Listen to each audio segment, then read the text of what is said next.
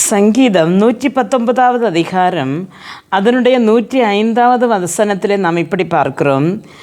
உம்முடைய வசனம் என் கால்களுக்கு தீபமும் என் பாதைக்கு வெளிச்சமாய் இருக்கிறது என்று காணப்படுகிறது.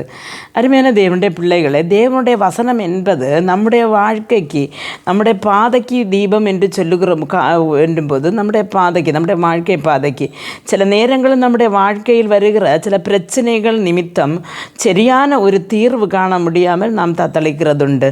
அது சரியா, இது சரியா, எப்படி போனால் இது உண்மையாகவே நல்லபடியாக நம்மளால் செய்ய முடியும், நமக்கு திருமணம், பிள்ளைகளுக்கு திருமணம் வரும்போது அந்த குடும்பம் நல்லதா, இந்த குடும்பம் நல்லதா, இப்படி என்று சொல்லி ஒவ்வொரு அதே மாதிரி மேற்படிப்புகள் வரும் பொழுது நான் என்ன படித்தா எனக்கு வாழ்க்கையில் முன்னேற முடியும், இப்படின்னு நம்முடைய வாழ்க்கையில் சில கட்டங்களில் சரியான ஒரு தீர்மானம் எடுக்க முடியாமல் நாம் தத்தளிக்கிறதுண்டு. அந்த நேரங்களிலே கர்த்தருடைய வசனம் நமக்கு வெளிச்சமாக இருக்கிறது.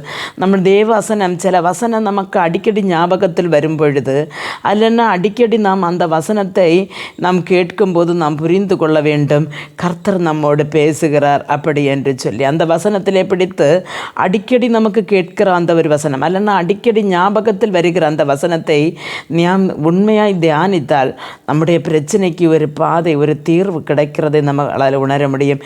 எந்த பாதையில் கூட போக வேண்டும் என்று காணப்படுகிறது. அதுதான் சங்கீதக்காரன் அதை அனுபவித்து அறிந்த அவர் சொல்லுகிறார், கர்த்தருடைய வசனம், உம்முடைய வசனம் என்னுடைய கால்களுக்கு தீபமும் என் பாதைக்கு பிரகாசமாக இருக்கிறது என்று சொல்லி.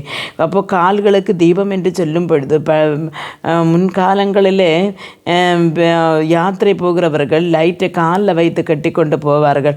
அப்படி அந்த லைட்டு வட்டத்தில் பாதை தெளியும். அவருடைய கையில் இருக்கிற அந்த சுமட்டு பொருட்களை கொண்டு போக முடியும். அதே போல் தான் நம்முடைய வாழ்க்கையிலும் ஆண்டவருடைய வசனம் நம்முடைய கால்களுக்கு தீபமாக இருக்க வேண்டுமானால் நம்மளுடைய வசனங்களை வாசிக்க வேண்டும். வாசிக்கும் போது தான் அந்த வசனம் நம்மோடு பேசும். நம்முடைய இக்கட்டான சூழ்நிலையில் நம்மோடு பேசும்.